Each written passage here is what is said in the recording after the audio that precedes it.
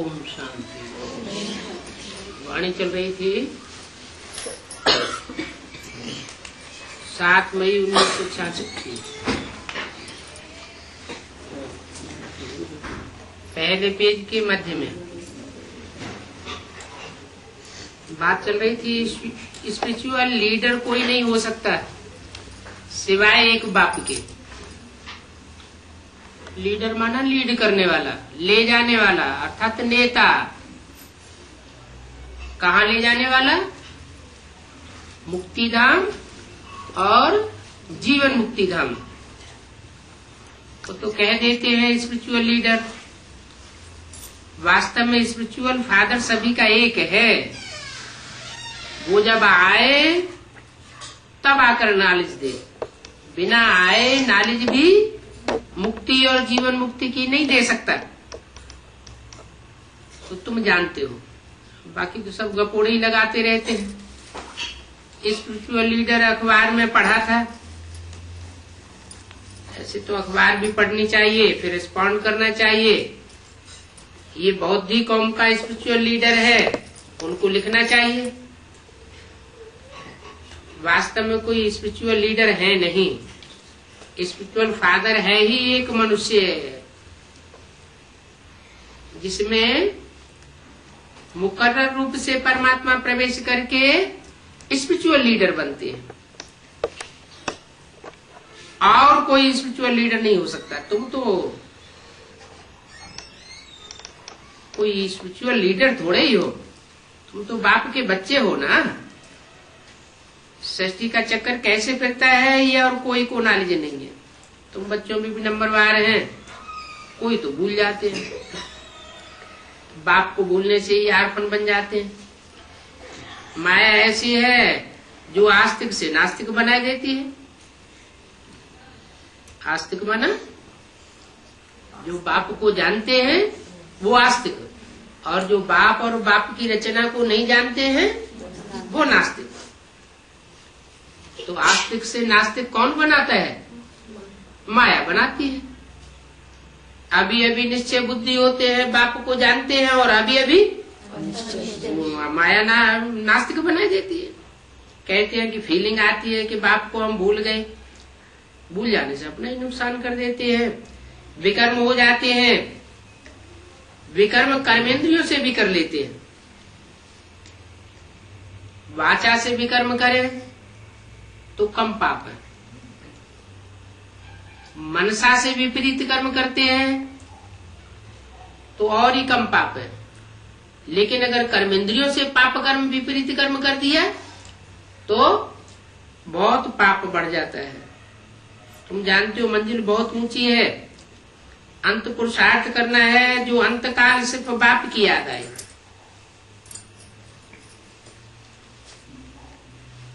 अंतमते सो गति हो जाए और कोई की याद ना आए। ये ज्ञान की बात है। बाबा कहते हैं भला आपस में प्यार करो। आपस में स्नेह करना ये तो आत्मा का स्वधर्म है। लेकिन बुद्धि योग एक मासूक के साथ टूटना नहीं चाहिए। काम काज बंद करते रहो, नहीं तो इस काम काज को कौन संभालेगा? तुमको ही संभालना है। बाबा राय देते हैं कि बाप को याद करो। रूहानी बाप रूहानी बच्चों से बात करते हैं। क्या दुनिया में है तो सारी ही रूह हैं, लेकिन रूहानी बच्चे नहीं हैं। रूहानी स्टेज में रहने वाले नहीं हैं। घड़ी घड़ी देवभान में आते हैं, तो देवभान में आने वाले बच्चों से मैं बात नहीं करता हूँ। बाबा के पास एक चिट्ठी आई है। बॉम्बे प्रदर्शनी में कोई गया है, कृष्ण के लिए बैठ लिखा है, कृष्ण का भक्त है। गोया समझा तो कुछ भी नहीं है। ऐसे बहुत भक्त हैं। क्या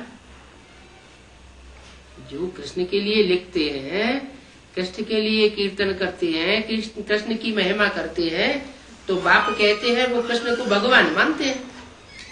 कृष्ण को भगवान मानते हैं, गोया कुछ भी नहीं समझा। वास्तव में भगवान राम और कृष्ण की आत्माएं नहीं है। कृष्ण तो देवता था, राम भी देवता था।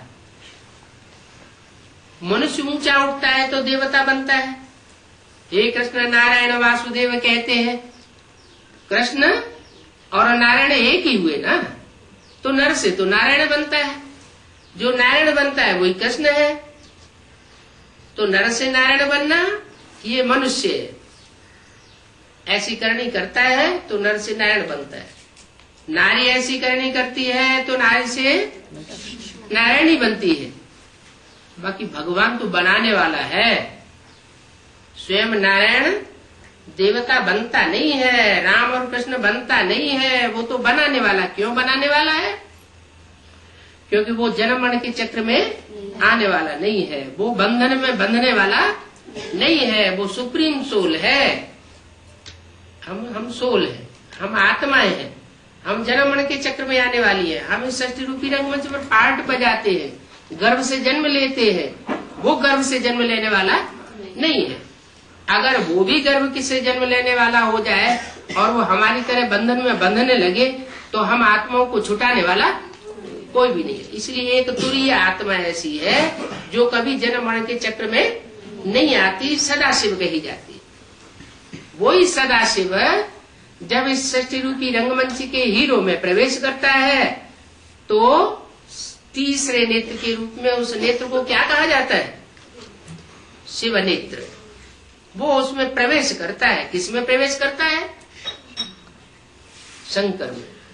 शंकर में तीसरा नेत्र दिखाया जाता है ना, तो जो तीसरा नेत्र है वही शिव नेत्र है। शिव नेत्र माने स्वयं शिव की आत्मा ही प्रवेश कर जाती है और किसी में नहीं प्रवेश करती मुकर्रर रूप से।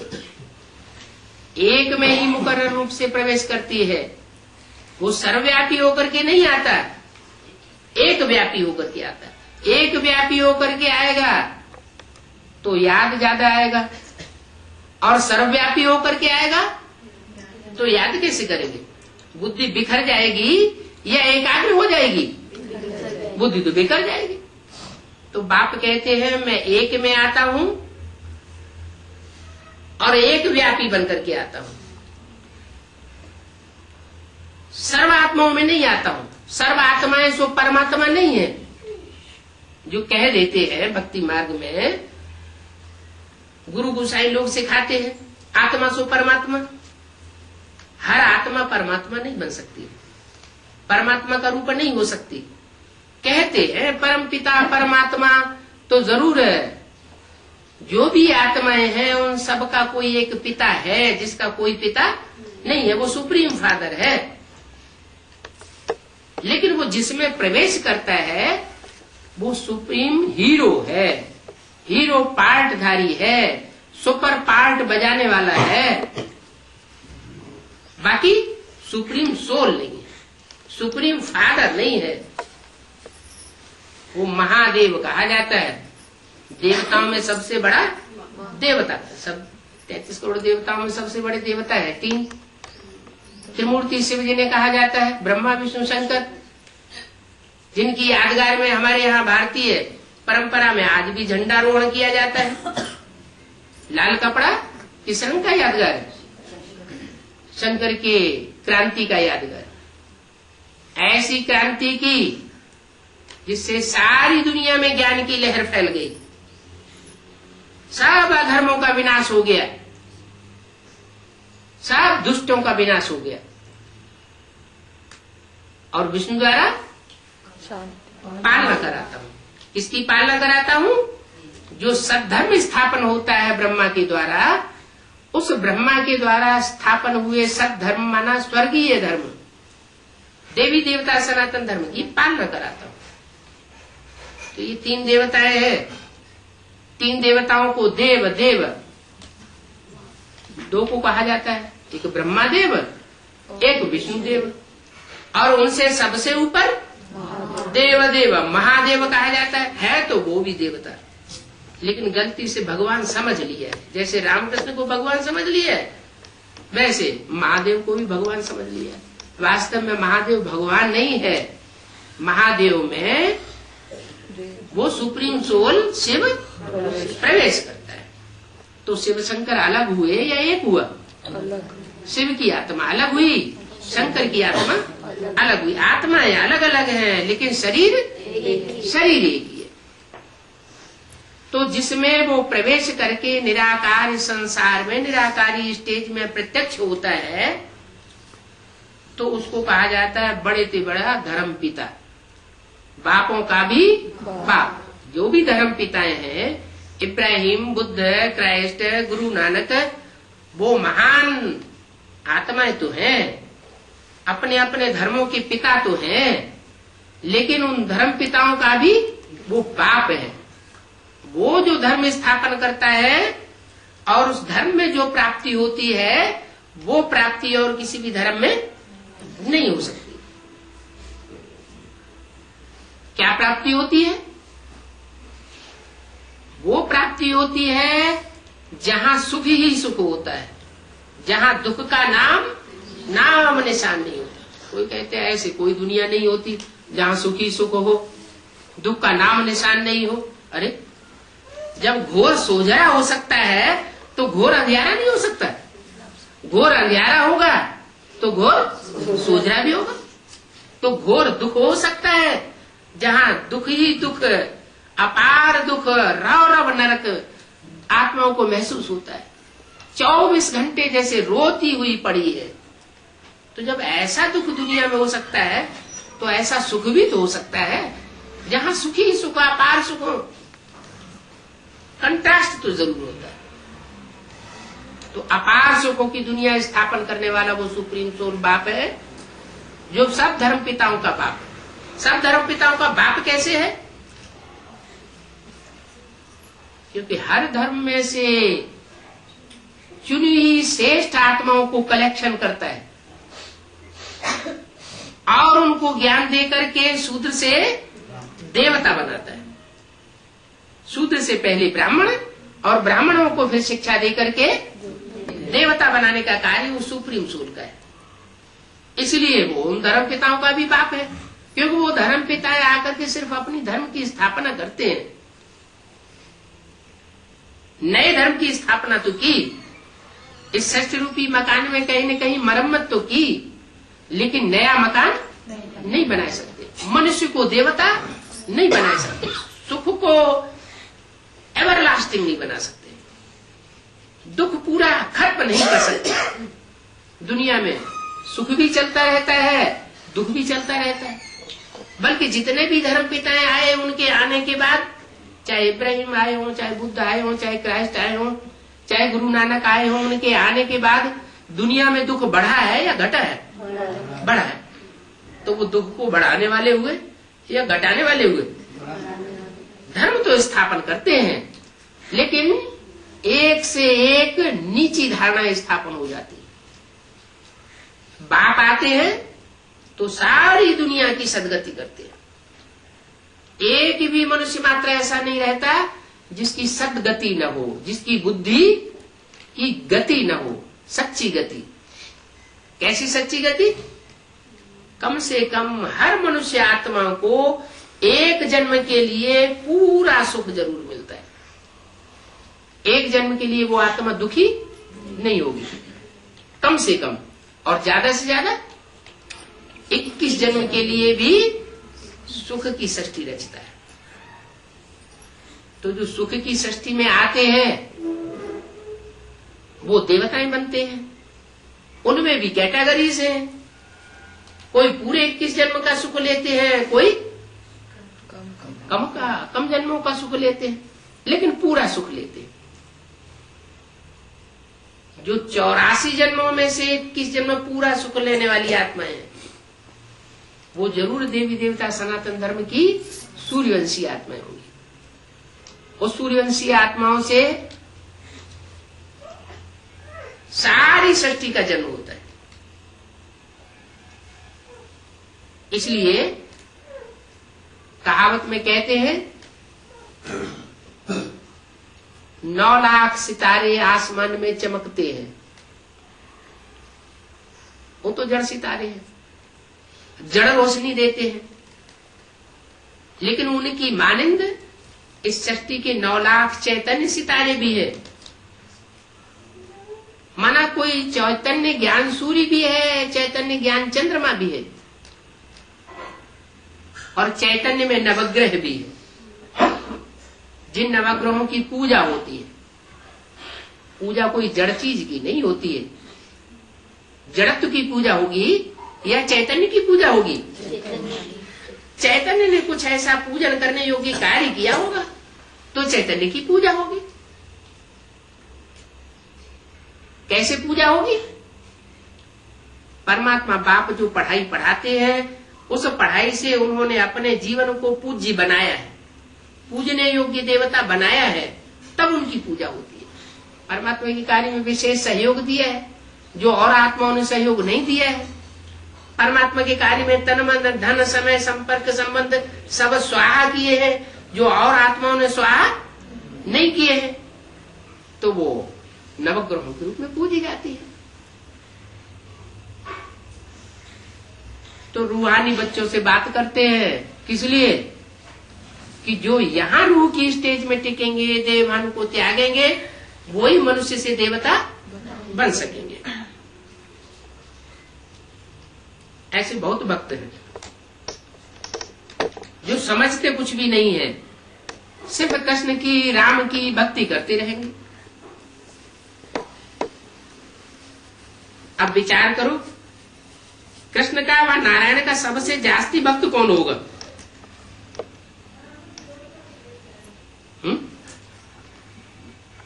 कृष्ण का सबसे जास्ती भक्त कौन होगा?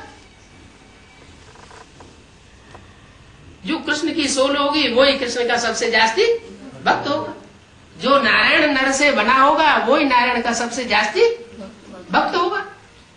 माना जो पूज्य बनते हैं वही पुजारी बनते हैं। स्वयं सुप्रीम सोल शिव जो सदा शिव है, न पूज्य बनता है, न पुजारी बनता है, न देवता बनता है, न भक्ति करता है।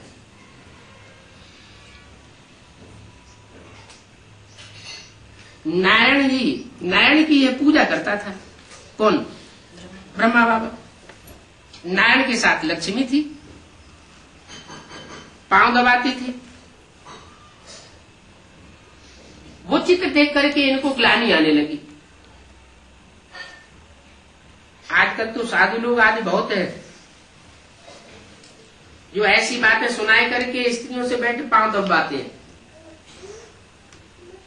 स्त्रियां बहुत पतिव्रता होती हैं। अच्छा, अब शिव बाबा को तो चरण ही नहीं है। शिव बाबा को चरण है? शिव बाबा को तो अपने आंख नाक कान देह के कोई भी अंग नहीं है। वो तो सदा शिव है, सुप्रीम सोल है। किसी ने कहा अंगूठा मिसल है, तो उस अंगूठे मिसल को धोकर के पीवे? ये तो ब्रह्मा का अंगूठा है, ये भी मेरा थोड़ा ही है। अगर कोई इनको आए पांव पड़ते हैं तो बाबा कहेंगे ये बड़े मूर्ख है, जिनका चित्र भी रखने के लिए मना कर दिया, उनका पांव धोकर के पीने की तो बात ही नहीं। तुमको कहा जाता है शिव बाबा को याद करो, क्या ब्रह्मा बाबा को याद न करो। 7-5-66 की वाणी का दूसरा पेज। ऐसे कब नहीं कहते शिव के चरणों में आओ। चरण तो अनेक जन्मों से पति के देवताओं के तुम चूमते आए हो। देवताओं के चरण धोए, फिर उनका नाम रखते हैं चरणामृत। चरणों का अमृत। अब कौन से चरण की बात है? बुद्ध रूपी पांव की बात है। जैसे पांव से कहीं पहुंचा जाता है, ऐसे कहते हैं कि तुम्हारी बुद्धि हमारे गुरु जी तक नहीं पहुंच सकती। मारे तुम्हारे चरण जो है वो गुरु जी तक नहीं पहुंच सकते। तो चरण छूने का मतलब ये नहीं है कि कोई स्थूल पांव छुए जाए, स्थूल रज ली जाए। चरण रज का मतलब ही होता है, चरण माने बुद्ध रूपी पांव, जिस बुद्धि रूपी पाँव में थोड़ी सी देवान की रगड़ लग जाती है। किसमें रगड़ लगती है? सुप्रीम सोल में, या जिसमें प्रवेश करता है उसमें? वो जिसमें प्रवेश करता है उसमें शंकर रंग लगता है। तो वो चरण रज भी माथे से लगाने से बहुत पुण्य होता है, ऐसे भक्ति मार्ग में मानते हैं। बाकी उस चरण रज की बात नहीं है जो स्थूल दिखाई जाती है। स्त्रियां पति को गुरु ईश्वर मानती हैं तो उनको उनका अंगूठा धो करके पीती है। बाप कहते हैं तुमको याद सिर्फ शिव बाबा को करना है, बाकी चरण धोकर पीने की कोई बात नहीं है। तुमको किसी को माथा टिकाने की दरकार नहीं। तुमको तो शिव बाबा आकर के कितना ऊंचा बनाते हैं, जगत माता बनाते हैं। जगतपति जो बनता है उसकी भी तुम क्या हो? जगत माता हो।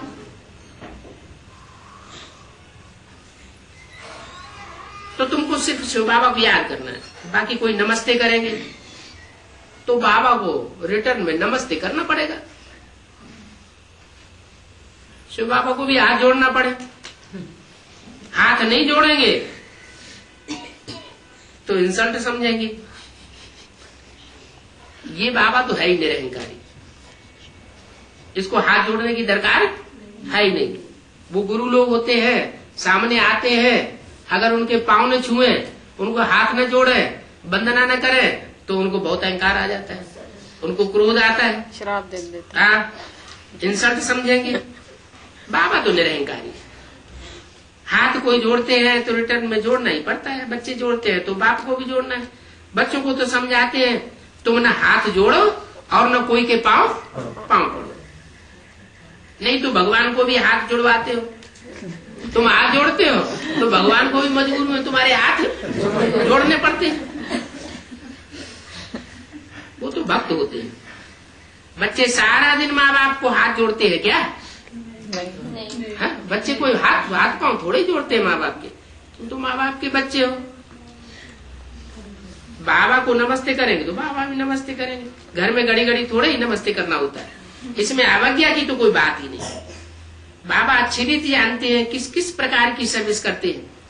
समाचार देते हैं। बहुत ऐसे बच्चे भी हैं सेंटर खोलते हैं, शिव बाबा को जानते ही नहीं। क्या खोलते हैं सेंटर लेकिन शिव बाबा को जानते नहीं। टाटा और बिरला क्या करते रहते हैं?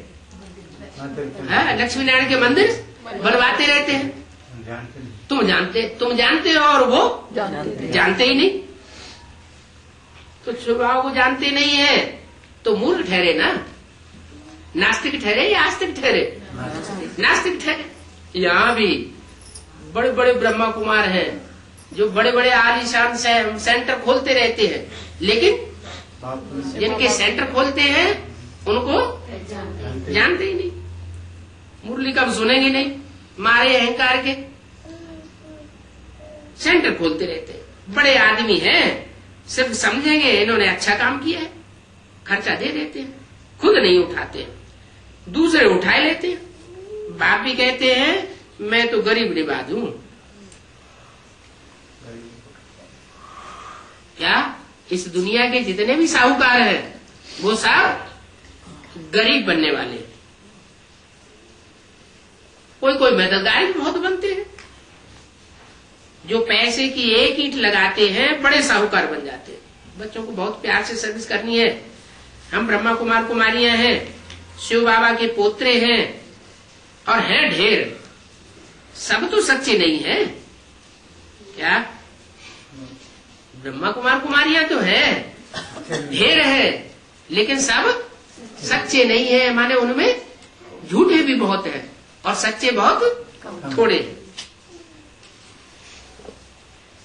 ब्रह्मा कुमार कुमारी उनको ही कहलाना चाहिए जो इकट्ठे रहते पवित्र रह सकते हो। क्या कहा है? इनको कहलाना चाहिए।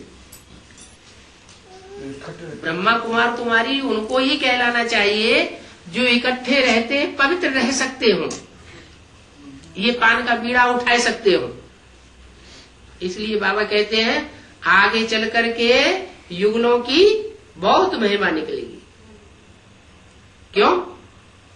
क्योंकि संसार के सामने वो प्रूफ होंगे कि ये इकट्ठे रहते भी लक्ष्मी नारायण के मंदिर बनाकर रहते हैं, दूसरों को लक्ष्मी नारायण बनाने का पुरुषार्थ करते हैं, खुद भी अपना जीवन लक्ष्मी नारायण जैसा बनाए रहे। अच्छा,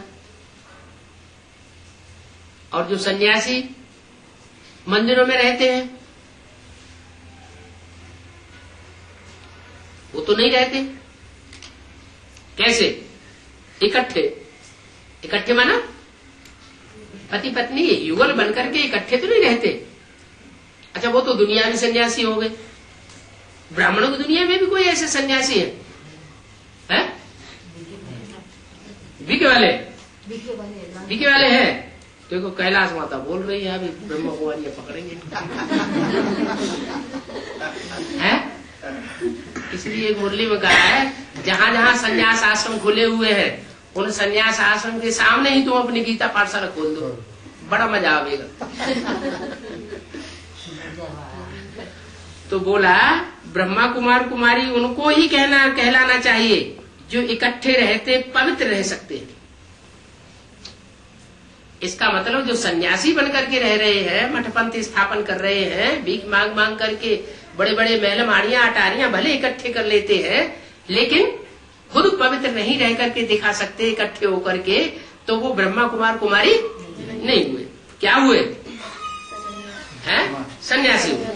हाँ, नहीं रह सकते हैं और कहलाते हैं ब्रह्मा कुमार कुमारी, तो उनके ऊपर फिर बड़ा पाप चढ़ जाता है। ये क्या बोला? नहीं रह सकते हैं तो फिर बड़ा पाप हो जाता है। अगर पवित्र रह सकते हैं तो बहुत बड़ा पुण्य करते हैं, क्योंकि लक्ष्मी नारायण का मंदिर खोल करके बैठे, बहुत ऊंचा पुरुषार्थ करते हैं, नर से नारायण बनना और दूसरों को बनाना। अगर नहीं रह सकते हैं, डर लगता है कि हम अगर इकट्ठे होकर के रहेंगे तो आग कपूस की आग लग जाएगी, तो इसका मतलब अंदर एक और बाहर दूसरे हैं। दुनिया को सुनाते हैं, कहलाते हैं कि हम ब्रह्मा कुमार हैं, लेकिन रह नहीं सकते। अपवित्र बनते हैं तो फिर ब्रह्मा कुमारी नहीं, कई बिगड़ पड़ते हैं। समझाया जाता है पहले 7 रोज बाहर रह करके समझो, फिर पवित्र रह सको तो क्लास में आओ, नहीं तो नहीं आओ। इंद्रप्रस्थ की एक कहानी भी है, कोई छिप करके आकर के बैठ जाते हैं तो लाने वाले के ऊपर सारा दोष आ जाता है। ये ज्ञान अभी तुमको ही मिलता है क्या? दूसरे धर्म वालों को ये ज्ञान नहीं मिलता है। न इस्लाम धर्म में कन्वर्ट होने वाले होंगे, उनको भी नहीं मिलेगा। बौद्ध क्रिश्चियन या सिख धर्म में कन्वर्ट होने वाले होंगे द्वापर युग से या कलयुग से, उनको भी ये ज्ञान नहीं मिलता है। ये साथ में रह करके पवित्र रहने का ज्ञान तुम बच्चों को ही मिलता है, और सतयुग में ये ज्ञान होता नहीं। ये रूहानी बाप के सिवाय कोई सिखा भी नहीं सकता। उनको ही स्पिरिचुअल नॉलेज कहा जाता है। बाप ने समझाया है, शास्त्रों की फिलॉसफी नरकवासी बनाती है। क्या? शास्त्र किसने बनाए? भगवान ने बनाए या धर्म पिताओं ने बनाए? न धर्म पिताओं ने शास्त्र बनाए, न भगवान ने बनाए। वो तो आकर के सिर्फ बोलते हैं। तो शास्त्रों की फिलॉसफी नरकवासी बनाती है, क्योंकि वो मनुष्यों की बनाई हुई फिलॉसफी है। रूहानी ज्ञान स्वर्गवासी बनाता है। रूहानी नॉलेज सिर्फ रूहानी बाप ही आकर के देते हैं। बिंदु बिंदु रूह है, और बिंदु बिंदु रूहों का बाप बिंदु सुप्रीम शिव, जिस बिंदु का बड़ा आकार शिवलिंग बनाते हैं। वो शिवलिंग की गांव गांव में, शहर शहर में आज पूजा होती है। तो वो रूहानी बाप है, और बाकी सब जिस्मानी बाप है। रूहानी ज्ञान स्वर्गवासी बनाता है। डॉक्टर ऑफ फिलॉसफी कह देते हैं, है तो वास्तव में दुर्गति का ज्ञान देने वाले। डॉक्टर ऑफ फिलॉसफी माना ही दुर्गति, और doctor of knowledge, doctor of रूहानी नॉलेज माना सदगति। परंतु ये कोई समझते नहीं है। अगर किसको कहो कि फिलॉसफी दुर्गति व भक्ति दुर्गति है, तो उनकी आंखें ही लाल हो जाती है। शास्त्रों की फिलॉसफी दुर्गति है, या जो भक्ति करते हो वो अंधश्रद्धा युक्त भक्ति गड्ढे में ले जाने वाली है। 2500 साल से भक्ति करते चले आए, दुनिया नीचे गिरती चली आई। तो ऐसा बताने से उनकी आंखें लाल होने लगती है, क्रोध में आ जाते हैं। बाप कहते हैं सच्चाई की बात सुनकर के क्रोध में क्यों आना चाहिए? ये तो हिस्ट्री की असलियत है, मान लेना चाहिए। बाकी सिर्फ कृष्ण के चित्र को पसंद करते हैं और लिखत काट देते हैं, समझते हैं ये तो कृष्ण की इंसल्ट है, वो तो भगवान है। कृष्ण के चित्र में 84 जन्मों के चक्र में आते हैं, ये क्यों लिख दिया? परंतु निराकार भगवान अलग है और साकार कृष्ण देवता अलग है। कृष्ण तो है रचना और निराकार बाप है रचयिता। वो निराकारी स्टेज वाला है, कृष्ण साकार है। वो भगवान कैसे हो सकता है? वो तो दैवी गुण वाला मनुष्य है। तो जो दैवी गुण वाला मनुष्य है, जो दैवी गुण वाला मनुष्य है, उसको भगवान कह देते हैं। वास्तव में देवताओं को भगवान नहीं कहा जा सकता। मनुष्य देवता बन सकता है, मनुष्य नीचे गिरे तो राक्षस बन सकता है। संग के रंग से राक्षस बनता है, संग के रंग से देवता बनता है। एक के संग के रंग से मनुष्य से देवता बनते हैं, और अनेकों के संग के रंग से मनुष्य राक्षस बन जाते हैं। कलयुग में सब हो जाते हैं, अंत में राक्षस, कोई देवता नहीं रहता। सतयुग में सब हो जाते हैं देवता है, वहां कोई भी राक्षस नहीं रहता। ये तो शास्त्रों में दिखाई दिया है कि सतयुग में हिरण्यकश्यप का राज्य था। तो वास्तव में सतयुग में हिरण्यकश्यप का राज्य नहीं था। भगवान जब इस सृष्टि पर आते हैं तो उस समय चारों युगों की शूटिंग होती है, रिहर्सल होती है। कलयुग के अंत और सतयुग के आदि के पुरुषोत्तम संगम युग में, जो पुरुषोत्तम संगम युग अभी चल रहा है, इसमें चारों युगों की शूटिंग में जो जो पार्ट चलता है, उस पार्ट को उन्होंने शास्त्रों में दिखाया है। उसकी यादगार में शास्त्रों में लिख दिया है कि सतयुग में हिरण्यकश्यप था, त्रेता में रावण था। वास्तव में सतयुग और त्रेता तो सुख की सृष्टि थी। वहां तो राम राज्य का कितना गायन है, वहां दुष्ट कहां से आ सकते? वो असुरों की दुनिया नहीं हो सकती, वो है देवताओं की दुनिया। तो 2 युग है देवताओं की दुनिया और 2 युग है मनुष्यों और राक्षसों की दुनिया। तो बाप ने समझाया है, कलयुग में होते हैं आसुरी गुण वाले मनुष्य। ये तो सभी समझते हैं कि कृष्ण की आत्मा इस समय इस तन में है।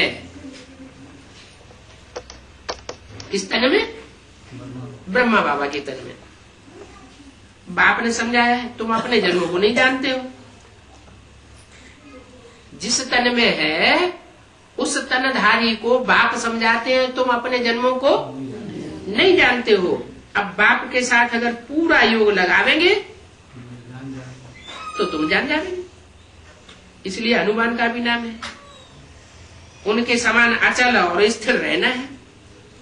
मनुष्य इन बातों को थोड़ी समझते हैं। दिखाते हैं हनुमान की पूंछ में आग लगी और लंका जलाई गई। अब हनुमान की पूंछ में आग थोड़ी लगाई जाती है। हनुमान को बंदर के रूप में दिखाई दिया है। कोई बंदर की सेना राम ने थोड़ी ली। रावण को मनुष्यों की सेना दिखा दी और राम को बंदरों की सेना दिखाई दी। राम को मनुष्य नहीं मिले क्या? ऐसी बात नहीं है। वास्तविकता क्या है? कलयुग के अंत में ये सारी सृष्टि पर रावण राज्य फैल जाता है। राम के मनुष्य तन में जो कि हीरो पार्टधारी है, उसमें सुप्रीम सोल प्रवेश करते हैं और प्रवेश करके बंदर जैसे महाविकारी मनुष्यों की सेना इकट्ठी करते हैं। बाकी ऐसा नहीं कि बंदरों की सेना ली। मनुष्य के मुकाबले बंदर में ज्यादा विकार होते हैं। काम विकार भी अति का होता है, क्रोध विकार भी अति का होता है, लोभ इतना जास्ती होता है कि बंदर के सामने अगर घुंघरे डाल दिए जाए, छोटी सी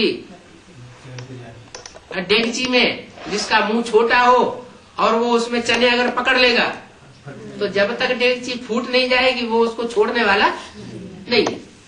मोह इतना जास्ती होता है कि अगर उसका बच्चा मर जाए तो महीने भर तक पेट से चिपका के रखेगी।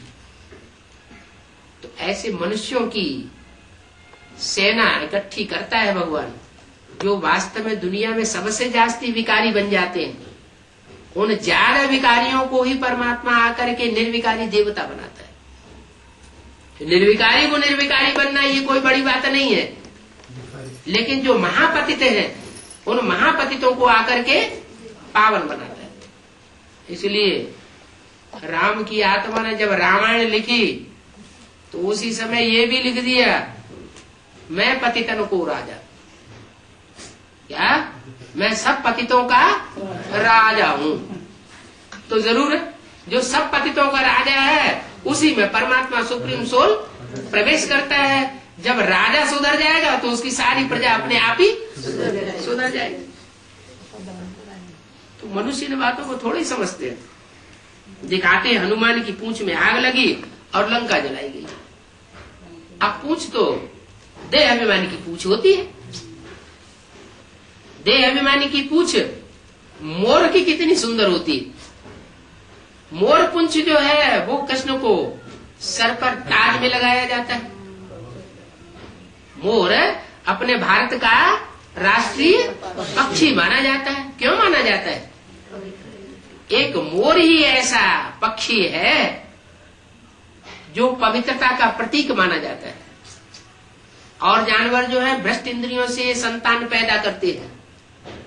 मयूर भ्रष्ट इंद्रियों से संतान पैदा नहीं करता, विकार से संतान पैदा नहीं करता।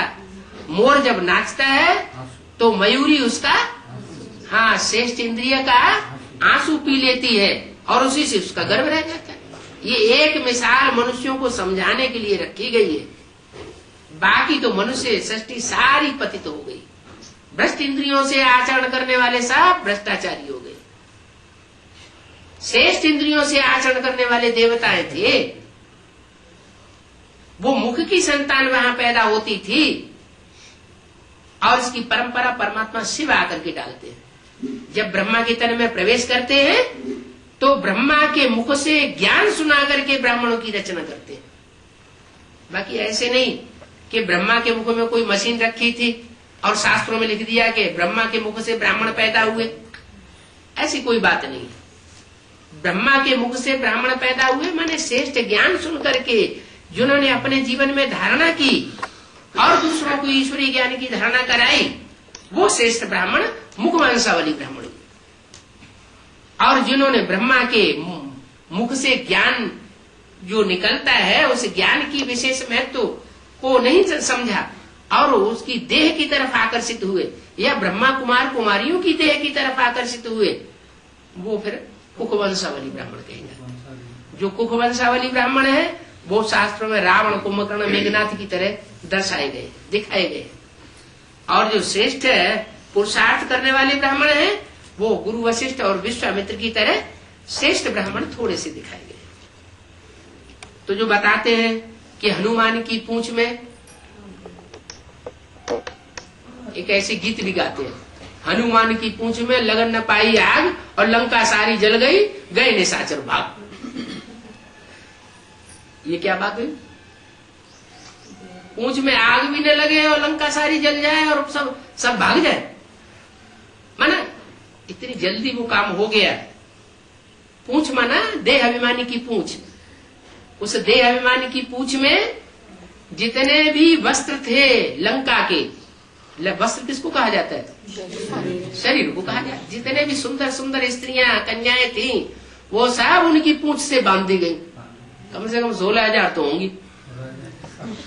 वो सारी उनकी पूंछ से बांधी गई और बांध करके उस पूंछ में आग लगा दी गई। लंका सारी जल गई, माना सारे ही निशाचर जो है वो जल मरे। कहते ना ये तो जल मरा। जल मरा का मतलब कोई आग स्थूल जला करके नहीं जलाया गया। जैसे रावण जलाया जाता है तो रावण कोई ऐसे नहीं कि वो स्थूल रूप में जलाया जाता है, उसके जी को जलाया जाता है। तो वो जो 16,000 कन्याएं माताएं जो वस्त्र के रूप में है वो उसकी पूंछ में बांध दी जाती है और जितने असुर हैं वो सब देख देख करके जल मरते हैं।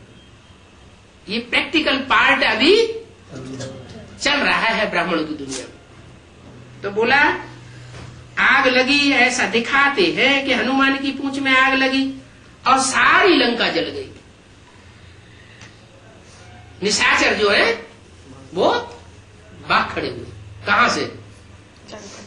जो असुरों की राजधानी लंका थी वहां से भाग गए। अव्यक्त वाणी ने इसके लिए इशारा क्या दिया है? क्या दिया है? क्या इशारा दिया है? निशाचर भाग जाएंगे और वहाँ पे देवता आ जाएंगे। मधुवन वालों को मधुवन छोड़ना पड़ेगा, उनको छोड़ना। ज्ञान सरोवर वालों को ज्ञान सरोवर छोड़ना पड़ेगा, ताला भी नहीं लगाने देंगे। और जो घरगृहस्थ में रह करके गीता पाठशालाएं चलाते हैं, कांटों की दुनिया में रह रहे हैं, ईश्वरीय ज्ञान में चल रहे हैं, उनके ऊपर इतनी तोहमत करेगी दुनिया की, टीवी में अखबारों में को उन्हें छोड़ना पड़ेगा। क्या? घर और छोड़ करके वहीं जाकर के ठिकाना मिल जाएगा। जिसके लिए 82-83 की अव्यक्तवाणी में बोला है कि रावण इस समय 20 नाखूनों का जोर दे करके तुम्हारे लिए राजधानी तैयार कर रहा है। तैयार कर रहा है कि नहीं कर रहा है? तो कर रहा है, तुम्हें मालूम है और दुनिया वालों को पता नहीं है।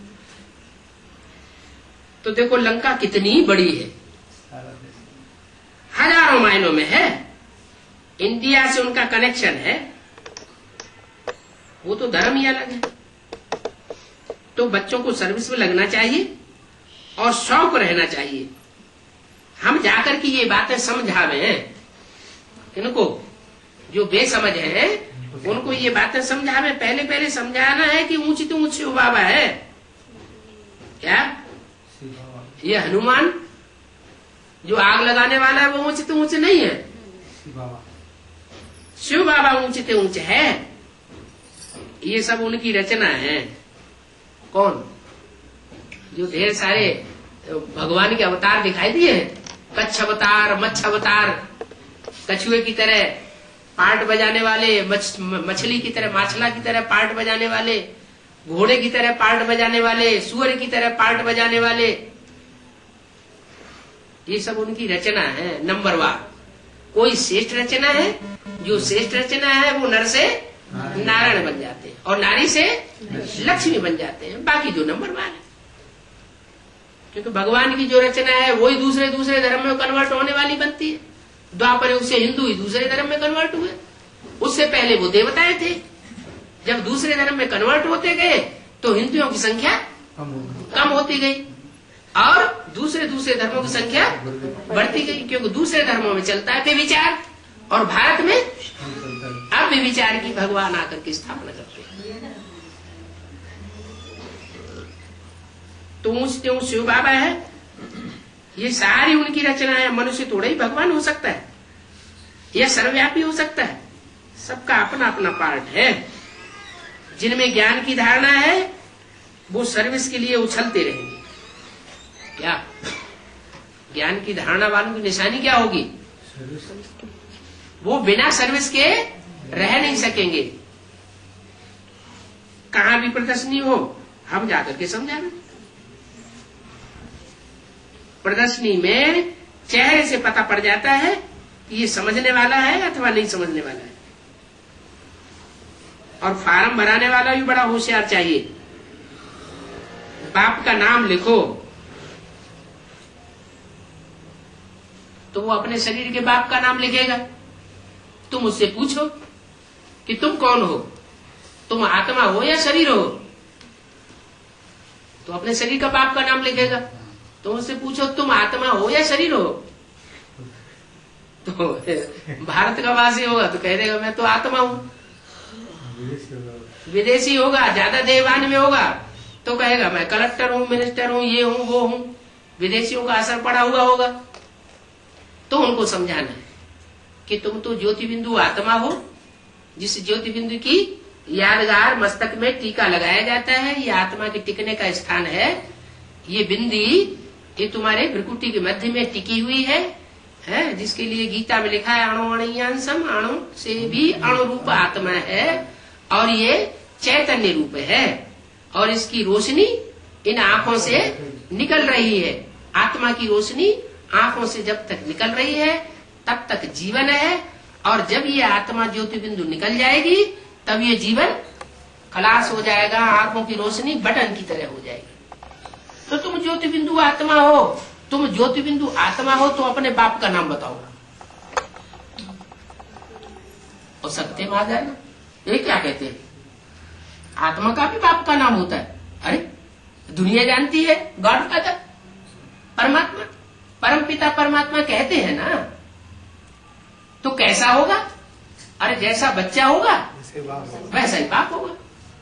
सपोला लंबा लंबा होता है तो उसका बाप कैसा होगा? वो भी लंबा होगा। हाथी का बच्चा मोटा मोटा होता है तो उसका बाप भी मोटा तगड़ा होगा।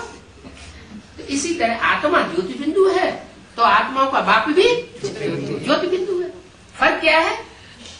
वो जन्मण के चक्र में नहीं आता है और हम जन्मण के चक्र में आते हैं। तो लिखो बाप का नाम क्या है, तो शरीर का बाप का नाम लिख देंगे। तो उनको समझाना है तुमको दो बाप हैं, एक है तुम्हारी आत्मा का बाप सुप्रीम सोल शिव, और एक है तुम्हारे शरीर को जन्म देने वाला लौकिक बाप। मनुष्य एकदम इन बातों में मुझ जाते हैं। अरे तुम लौकिक बाप को तो जानते ही हो ना, इसमें मुझने की क्या बात है? जिनके लिए गाते हो, जिनके लिए तुम गाते हो, भक्ति में गाते चले आए ना जन्म जन्मांतर से, तुम माता पिता हम बालक तेरे, तुम्हें माता च पिता, तुम्हें मंदिर में जाके गाते हो ना, पति पत्नी दोनों मिलकर के गाते हो क्या? पति पत्नी दोनों ही मिलकर के शिव के मंदिर में गाते हैं, लक्ष्मी नारायण के मंदिर में गाते हैं, तुम मात पिता हम बालक तेरे, तुम्हें माता च पिता तुम्हें। तो ये कहाँ की बात है? अरे कभी प्रैक्टिकल हुआ होगा तभी तो गायन चल रहा है। ये पुरुषोत्तम संगम युग की बात है। परमात्मा इस समय इस सृष्टि पर सुप्रीम सोल आया हुआ है। वो जो सृष्टि के हीरो हीरोइन आत्माएं हैं, रामकृष्ण की आत्माएं, उन आत्माओं में प्रवेश करके वो हीरो हीरोइन के रूप में माता पिता बनता है। हीरो के रूप में वो पिता है, जगत पिता, जिसको कहते हैं जगतम पितरम वंदे। शंकर जी को क्या कहते हैं? सारी सृष्टि का पितर कहते हैं। और पार्वती को क्या कहते हैं? सारी सृष्टि की माता कहते हैं। तो जरूर उन्होंने माता पिता का पार्ट बजाया होगा ना। तो अभी वो रामकृष्ण की आत्माएं ब्रह्मा के रूप में माता का पार्ट कृष्ण के रूप में बजाती, कृष्ण की आत्मा के अंतिम चोले के रूप में बजाती है। ब्रह्मा ने बड़ी और माँ माने माँ, सारी सृष्टि की बड़े थे बड़ी माँ। शास्त्रों में जितने भी नाम है वो सब काम के आधार पर नाम है। जैसा काम किया वैसा नाम पड़ा। तो सृष्टि में जरूर कोई ऐसी माता होगी जिसने 100% माता के रूप में सहन शक्ति का पार्ट बजाया। ऐसे तो माताएं सहन शक्ति वाली होती है, सारा जीवन बच्चों के लिए खपती है, अपना सारा शरीर बर्बाद कर देती है। तन की भी परवाह नहीं, धन की भी परवाह नहीं, मन की भी परवाह। मन भी खलास हो जाता, तन भी खलास हो जाता, और बच्चों के लिए सब कुछ माँ अर्पण कर देती है। यहाँ तक कि भारतीय परंपरा में बच्चों को वर्षा मिलता है, माँ को वर्षा भी नहीं मिलता रहा। ये तो अभी बाप आए हैं सुप्रीम सोल, तो माताओं को आगे बढ़ा रहे हैं। तो अभी थोड़ा गवर्नमेंट ने भी ये नियम बना दिया है कि नहीं भाई, बच्चों के साथ साथ माता का भी हिस्सा बनना चाहिए। नहीं तो भारतीय परंपरा में माताओं को कोई भी मिल्कियत नहीं मिलती थी। तो बाप कहते हैं ये सब यहाँ की परंपराएं हैं। जब मैं इस सृष्टि पर आता हूँ तब ये सब प्रकार की परंपराएं पड़ती हैं। मैं तुमको सिखाता हूँ, तुम ज्योति बिंदु आत्मा हो, अपन को बिंदु समझो, दूसरे को बिंदु समझो। अपनी प्रकृति में ज्योति बिंदु आत्मा की स्मृति धारण करो। वो टीका टिकने का दिखाने की जरूरत नहीं है, त्रिपुंड लगाने की जरूरत नहीं है, बल्कि आत्मिक स्मृति में टिकने की बात है। तो भक्ति मार्ग में टीका लगाते है कहाँ की यादगार? असली बात यहाँ की और नकली बात वहां भक्ति मार्ग में धारण कर लेते हैं। यहाँ माताएं बिंदी लगाती हैं, माना आत्माओं में, माताओं में, कन्याओं में आत्माभिमान ज्यादा होता है बजाय पुरुषों में। पुरुषों में देवान गड़गड़ी आ जाता है, अंदर से समझते भी है कि हमको क्रोध बहुत आता है, अहंकार बहुत आता है। तो कहने का मतलब ये है कि पुरुष चोला और स्त्री चोला, इन दोनों में अंतर पड़ जाता है। एक जन्म स्त्री का होता है, एक जन्म पुरुष का होता है। स्त्री जब शरीर छोड़ती है तो काम विकार की प्रधानता के कारण पुरुष चोले को याद करती है तो पुरुष का जन्म मिलता है, अंतमते सो गते हो जाती है। पुरुष जब शरीर छोड़ता है तो काम विकार की प्रधानता के कारण स्त्री चोले को याद करते हुए शरीर छोड़ता है, क्योंकि सारा जीवन वही याद किया है, तो अंतमते सो गते हो जाती है, स्त्री का चोला भी। ये एक दूसरे से हिसाब किताब का, सुख दुख का लेन देन जन्म जन्मांतर करते रहते। तो जो भी आए उनसे लिखवा लेना चाहिए कि तुम्हारे शरीर का बाप कौन है और तुम्हारी आत्मा का बाप कौन है। कहेंगे अगर परमपिता परमात्मा स्वीकार करते हैं वो सुप्रीम सोल शिव है, तो फिर बताओ कि वो कैसे है, वो आकर के इस सृष्टि पर क्या करता है जो तुम उसे अपना परमपिता कहते हो। सब धर्म पिताएं भी उसकी ओर इशारा करते हैं, गुरु नानक ने भी उसकी ओर ऊपर को इशारा किया, क्राइस्ट ने भी उसकी तरफ इशारा किया। तो जिसकी तरफ इशारा करते हैं उससे क्या मिलता है, कब मिला, कैसे मिला, क्या करके करता है, वो निराकार है। शास्त्र में तो लिख दिया है, बिनु पग चले सुने बिनु काना, कर बिनु कर्म करे विधि नाना, आनन रहित सकल रस भोगी। उसको मुख भी नहीं है फिर भी सारे रस भोगता है, आंखें नहीं है फिर भी हजार आंखों से देखता है, कान नहीं है फिर भी हजार कानों से सुनता है। अरे ये क्या बात होगी, कैसे, इसका परिहार तो बताओ। तो अरे वो तो भगवान है, कुछ भी कर सकता है। अरे भगवान तो कोई बाजीगरी थोड़ी करता है, कोई चमत्कार थोड़ा ही करता है। चमत्कार तो जो आजकल के छोटे छोटे चमत्कार करने वाले बाजीगर होते हैं वो ही कर सकते हैं। भगवान ऐसा कोई चमत्कार नहीं करता, भगवान ऐसा कोई प्रकृति के नियम को नहीं तोड़ता। वो तो आकर के सीधा सीधा बताता है, तुमने खुद गीता में लिख रखा है प्रवेश तुम, ये गीता में अक्षरा शब्द आया है, प्रवेश करने योग्य हूं। उन्होंने समझ लिया कि रथ में भगवान चढ़ करके कोई घोड़ों को कंट्रोल करते। अरे शास्त्रों में जब लिखा हुआ है तो एक बात मानो ना पुरुष को, शरीरम प्रथम विद्य इंद्रियाणे आयान्याव। शरीर को रथ समझ, इंद्रियों को घोड़ा समझ। तो इंद्रियां घोड़ा है ना, इंद्रियों को अगर हम मन के कंट्रोल में नहीं रखेंगे, बुद्धि के कंट्रोल में नहीं रखेंगे तो इंद्रियां ये उड़ने लगेंगी, गड्ढे में ले जाएंगी। आज हर मनुष्य मात्र की इंद्रियां उसके कंट्रोल में नहीं है। वो समझता भी है कि हम जो नहीं करना चाहते वही हो जाता है, फिर भी अहंकार में आकर के जो साधु सन्यासी है वो दूसरों को प्रवचन देते रहेंगे, अपनी इंद्रियों को पूरा कंट्रोल नहीं कर पाएंगे और भगवान से वो सहयोग नहीं ले पाते हैं जो वो आकर के देता है।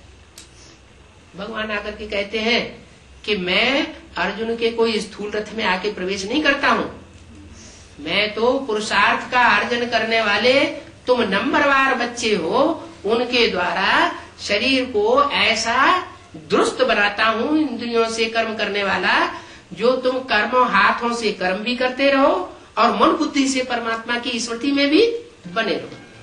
जब मन बुद्धि तुम्हारी स्मृति में लगी रहेगी तो तुम्हारा कर्म योग हो जाएगा, वो कर्म का भोग नहीं बनेगा। तो ये कर्म योग मैं सिखाता हूँ, ये राज भरा योग मैं सिखाता हूँ।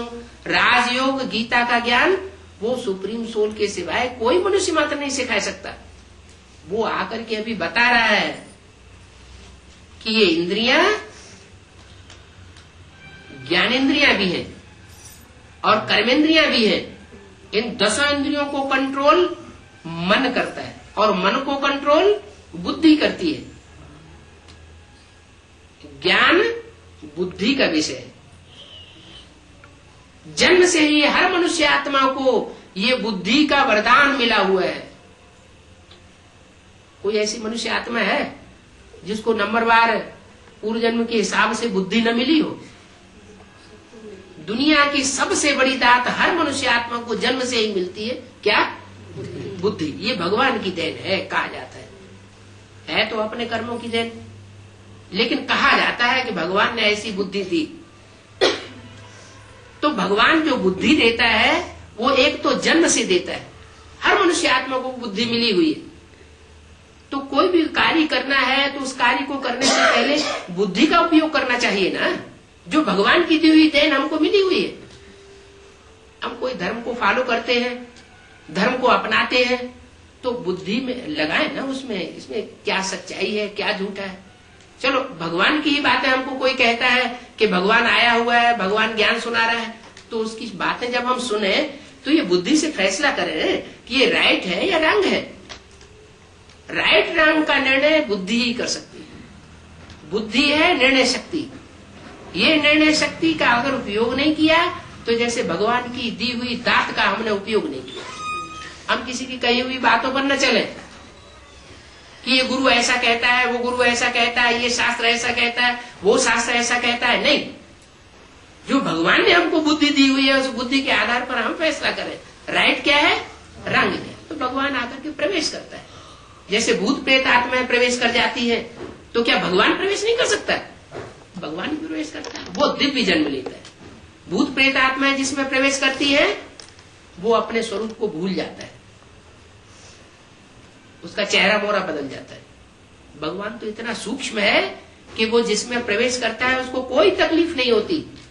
दूसरे को कुछ भी पता नहीं चलता, उसको भी खुद पता नहीं चलता कि कब प्रवेश किया कब चला गया। बाद में पता चलता है अरे ये बात तो हमारी बुद्धि में कभी आई ही नहीं, ये बात मैं कैसे बोल गया।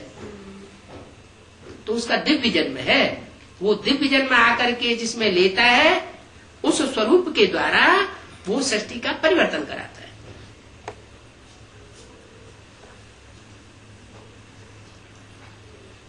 तो गाते हैं तुम माता पिता हम बालक तेरे, उनको जानते ही नहीं हो। अभी बाप आकर के बतलाते हैं सभी आत्माओं का बाप शिव है, वो बेहद का बाप है।